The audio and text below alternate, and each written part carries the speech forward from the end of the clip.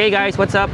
On the way tayo ngayon sa Bristol, Tarlac para pa-PMS si Zontes kasi nakaka 419 kilometers pa lang siya. Ginawa ko tong video na to para dun sa nag-request na gawan natin ng review si Zontes 400G. Hindi talaga ako gumagawa ng motorcycle review kaya lang try natin. First time natin gagawa ng motorcycle review. Ay hindi pala, pangalawa. Yung una pala yung NMAX. Kasi madaming curious dito kay Zontes dahil nga bago lang siya sa market natin dito sa Pilipinas. Nung June pa lang daw siya nailabas ayon kay Bristol Tarlac. Ang weight nga pala ng motor na to ay sinasa 200 kilos. Mas mabigat pa siya sa mga naging adventure bike natin. Mas mabigat pa siya kay Horacha, kay Honda CB500X. Mas mabigat pa siya kay Taguro, kay CF Moto 450 MT. Pero napakagaan niyang i-drive. Para ka lang nagda-drive ng small CC. Para ka lang nagda-drive ng Honda ADV 160 natin. Napakadali lang din niyang isingit sa traffic. At napakadali lang din niyang imaniobra. Kunwari, liliko ka. Kunwari, nakapark ka. Atras mo. Lilipat mo ng pwesto. Napakadali lang. Dahil siguro, yung tangke niya nasa baba. So, lahat ng weight, di naman siguro lahat. So, yung weight niya nasa baba. Samantalang yung mga adventure bike, syempre, kunwari si CF Moto at si Honda NX500 is nasa taas yung tangke, di ba? Kaya, mas mahirap siyang dalhin. Dahil nga, nasa gitna yung bigat ng motor. At kaya naman mas madali siyang isingit kasi hindi naman siya ganun kalapad. Hindi katulad ng Kymco Exciting S400i. Nagkaroon din kasi tayo noon. Madali lang din naman i-drive yun at isingit. Pero mas madali ito. Tulad nito, ayan o, sample. Ayan, Aerox o. Tingnan nyo. Madali lang siya, di ba? Hindi mo mafe-feel na nag-drive ka ng big bike dahil napakasarap niya i-drive. Kaya naman napili ko itong motor na to, Zontes, kahit hindi natin alam kung reliable na nga kasi malapit lang tayo sa Bristol para kapag nagka-problema yung motor, madali natin mapapaayos. Dahil nga malapit lang tayo sa Bristol. Pero hindi Bristol po ang Zontes. Si Bristol ay nagbebenta ng mga Zontes na motor. Okay, regarding naman sa power, wala akong complaint sa kanyang power. Napakabilis lang niya makuha yung 100. Pero hindi pa natin nasubukan mag top speed. Kasi nga dahil break-in pa siya. Baka masira Mamaya pag-usapan naman natin kung ano-ano yung mga hindi ko gusto. Ay grabe naman pala ang haba ng traffic. Dito na tayo, singit na rin tayo dito. Ito talaga gustong-gusto ko yung kahit mabagal lang takbo natin. Takbo lang tayo ng 7, 6, ayan. Pero hindi tayo na out of balance. 3 na lang takbo natin, 4, 3, 4. Pero hindi pa rin tayo na out of balance. Singit tayo. Singit po. Singit po kasi. Ayan guys, madali lang siyang isingit-singit ng ganyan. Ay, saktong-sakto. Alam mo yon yung hindi ka magpapagod sa pagdadrive sa kanya kasi sa totoo lang guys, nakakapagod magmaneho ng big bike ng mabigat na motor. Premium. Full tank. Wait lang, hindi ko lang gamitin. Ayun. Sige. Full tank, todo, pati bato. Turn yun. Hindi, Zontes. Okay ka ba? Ay, lang. Ilan? 618. 12 liters. 12 liters yung pinagas natin. Hello. Tapos yung Odo. Ay, kabogi ni sir. Ay, tapos yung Odo natin, 429. Sa Tarlac, Bristol lang. Sama mo na, sir. Hindi, babalik ako mamaya. Papakarga ulit ako. Oh, sir, balik nyo na lang naman. Sige, thank you. 12 liters lahat, tapos 429 kilometers. Mamaya, divide na lang. Grabe naman ang traffic. Oops, tayo. Ito, kung nagustuhan ko dito sa scooter na to, maxi scooter na to, nakakatayo tayo kapag kailangan. Sarap ng arangkada. Kapag nagpapreno ako, may tunog siya Parang yung mga lumang XRM dati na naglalagay sila ng mga aftermarket accessory. Tumutunog eh. Yung sa kuya ko ganun kasi dati. Kapag nagpapreno ka, tumutunog. Gumagano. Okay din eh, no? Kasi malalaman nila na paparating ka eh. Oh.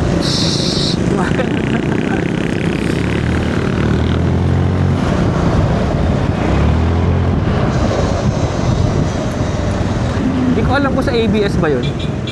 Kasi wala namang ganun yung ibang adventure bike natin kahit may ABS yun. Hindi naman tumutuloy.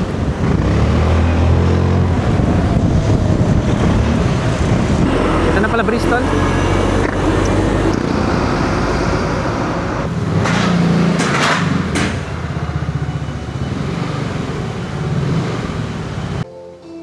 Kuya, okay lang yan. 400 pa lang kilometers na takbo. PMS na. Ano-ano yung mga i-check niyan? Brake. Coolant. Tapos change oil na rin. Tsaka gear oil. Okay guys, so yun, nakasalang na si Zontes 400G natin. Nandun na siya, ipipms na siya. So habang hinihintay natin, sasabihin ko sa inyo kung bakit ko nagustuhan itong Zontes 400G. So unang tingin pa lang natin dito kay Zontes 400G, talagang napaka-agresibo na ng forma niya, napaka-angas. Actually mukha siyang parang XADV 750. Kaya lang napakamahal kasi nun. Halos sobra pa sa kalahati yung price difference nila. Tapos, yung TFT display, napakalaki, parang tablet. Tapos, meron na siyang mga accessories na pang off-road. Ayan, may crash guard na siya, meron ng auxiliary light. Tapos, ito pa, naka-rim. Pero, kahit naka-rim siya, naka-tubeless. At tignan nyo, yung mga ganito simpleng bagay lang, talagang pinag-isipan eh. Tignan nyo to, yung pito niya, nakapaganon. Kasi sa ibang scooters, yung mga pito na ganito, nakapaganon, ang hirap niyang kargahan ng hangin or hanginan. Tapos, ano pa nagustuhan natin? Itong napakalapad na upuan niya. Ayan. Napaka-komportable ng upuan niya. At meron pa siyang ganito, parang may stopper. Ito, gustong-gusto ko to kasi pag sobrang layo na ng biyahe natin, long ride, kailangan na natin i-stretch yung legs natin. Syempre, kung i-stretch natin ng ganyan tapos nai-stop siya dito, ang sarap sa pakiramdam. Tapos, yung mga ganitong maliliit na bagay, gustong-gusto ko talaga na nilagay nila dito. Ito, meron siyang handbrake. Napakahalaga nito, lalo na madalas tayo sa Cordillera, may mga instances na minsan magpa-park tayo na nakaganon talaga, matarik yung kalsada, naka-island talaga. So ito napakahalaga niyan kasi wala tayong cambio. Hindi naman natin siya pwedeng i-cambio para hindi dumiretso pababa, di ba? Kaya napakahalaga nito para sa akin. Magaling yan, naisip nilang yan. At ito pa, kakaiba yung kanyang packet. Hindi mo basta-basta malalaman kung paano siya bubuksan. Tingnan mo.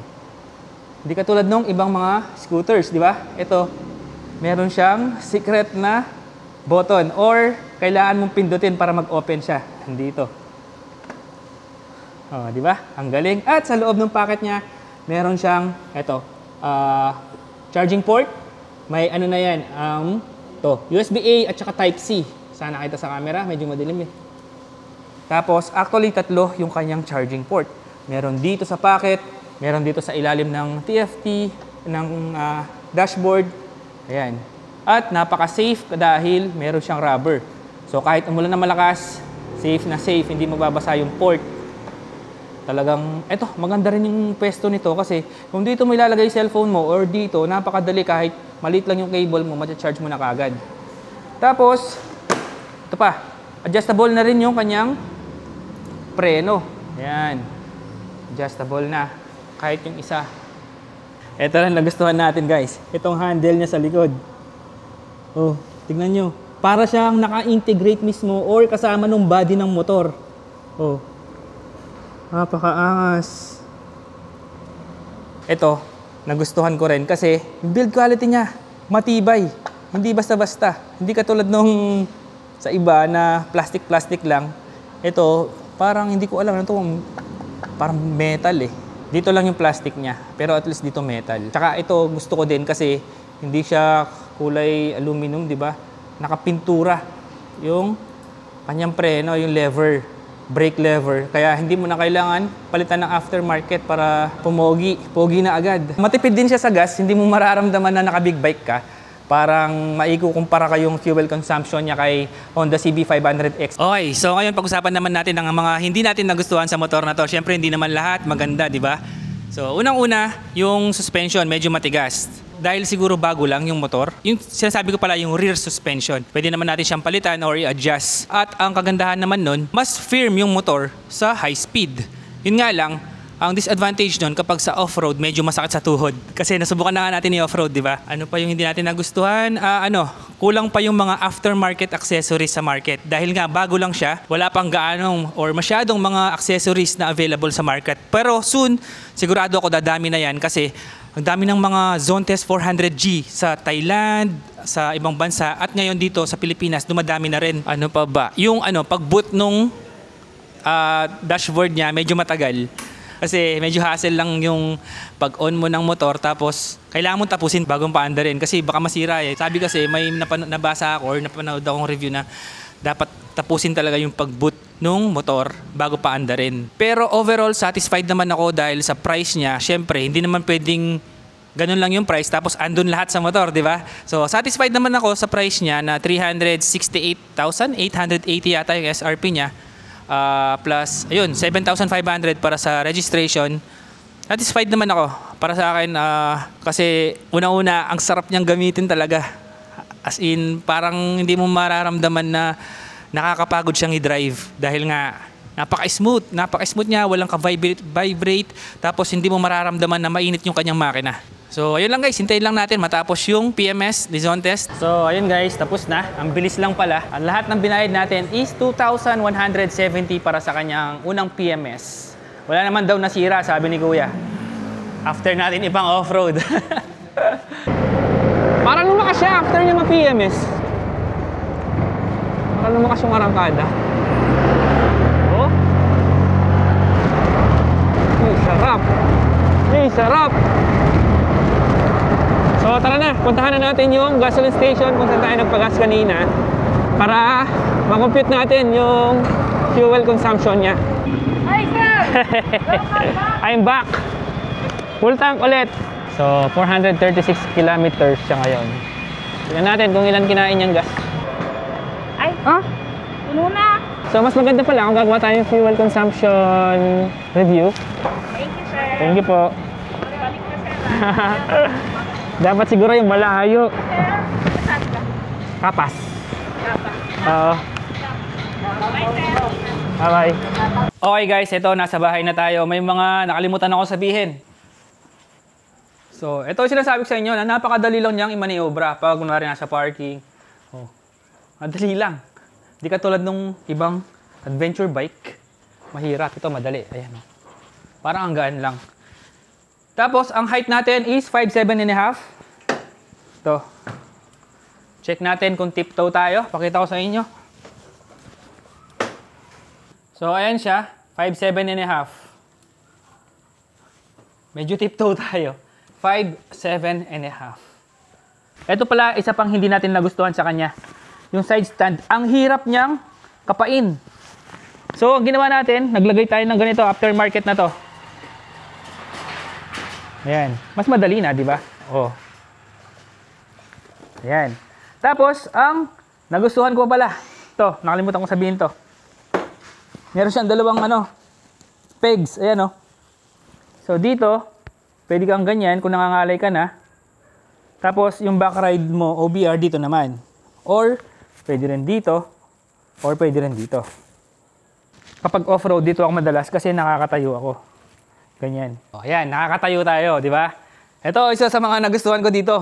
Yung nakakatayo tayo. Napakalaking bagay nito, lalo na pag nasa off-road na tayo. At dito, pakita ko sa inyo yung dashboard. Ito pa mga nagustuhan natin kay Zontes. Keyless na siya. Ito yung kanyang susi. Parang smartwatch. Tapos pag on mo siya, isang pindot lang na ganyan. Oh! Tapos, ayan, medyo matagal lang yung pag-boot nung dashboard niya. So, ayun yung dashboard niya. Tapos, ito yung fuel cap or takip ng fuel tank natin. Kailangan naka-on. Habang naka-on yung ating motor, pwede na natin siyang open. Hindi na kailangan ng susi or hindi na kailangan magpindot pa ng kahit na ano. Ayan lang. So kapag nakapatay yung motor, hindi bubukas yan. At kapag umaandar din yung motor, hindi rin bubukas yan. Tapos ito pa, nagustuhan natin dito, meron siyang tire pressure monitoring system. Ayan, hindi kita sa camera. Try nga natin i-zoom. Ayan, makikita mo dyan, yung front natin is 31.5 PSI, tapos meron siya nakalagay 38 degrees Celsius yung kanyang temperature, 35.4 naman yung rear. So yan, kapag bumaba sa 30 PSI, alam ko 30 PSI, pero hindi ako sure. May lalabas dito na indicator, parang check engine indicator. Tapos ito pa, nagustuhan natin dito is isang pindot lang yung traction control. Napakalaking bagay nito sa off-road. Kill switch, naka-off. Tapos long press TCS. Ayan, lumabas na. Ibig sabihin, pag lumabas na yan, naka-off na yung traction control. Tapos yung ABS, kung i-off mo, pag nasa off-road, kunwari, yung rear gusto mong i-off, kailangan mo siyang i-off sa menu mismo, sa settings. Yun lang hindi ko gusto. Sana naglagay din sila ng button dito para i-off yung ABS. Or, sana sinabay na dito. Ayan. Diyan mo ma-off yung ABS. Turn off rear ABS only. Turn on front and rear ABS. Turn off rear ABS only. Dalawa lang pagpipilian. Hindi pwedeng i-off yung ABS sa harap pala. Likod lang na off. Tapos ito, napapalit-palit din yan. Ayan, pili lang kayo kung anong gusto nyo dyan. Uy, meron palang map to. Hindi pa natin natatry yung map. Ayan, madaming pagpipilian.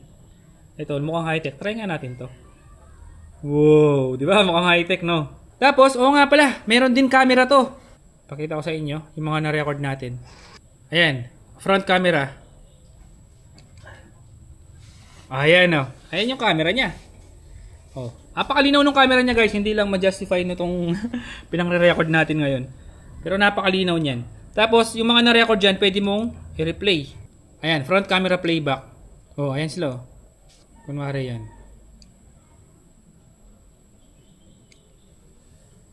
Oh, ayan. Ganyang kalinaw yung camera niya. Malinaw siya, guys. Hindi lang ano sa camera eh. Kasi action kaming gamit natin eh.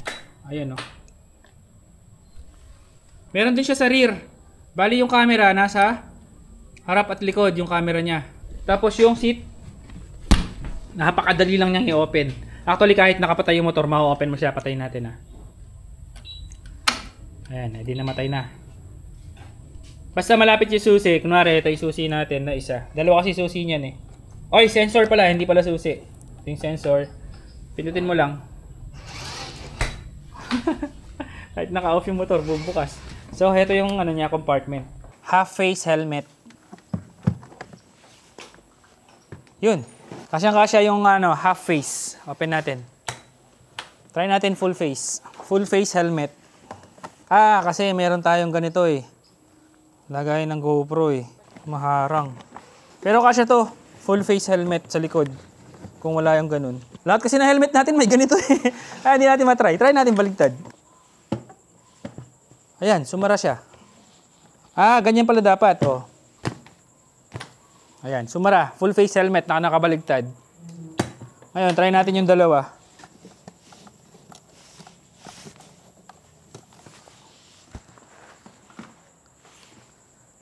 Ganyan siya. Pero pag pinilit mo, sasara. Tingnan mo. Ayan, sumara naman. Hindi naman siguro masisira yung helmet kasi may foam. Pero, hindi siya advisable siguro na ipilit yung dalawa. Yung upuan niya, may ganito. Yan. Hindi ko alam anong tawag dyan. Kapag binuksan mo ganun pataas, mas madali. Ayan, hindi siya lumalaban. Oh. Diba? Kaya lang, yun nga lang, maiksi. Kaya hindi mo ma-fully open ng ganun yung upuan. Sagad na yan. Yun yung pinakasagad. Maganda sana kung magaganon mo pa siya ng konti. No?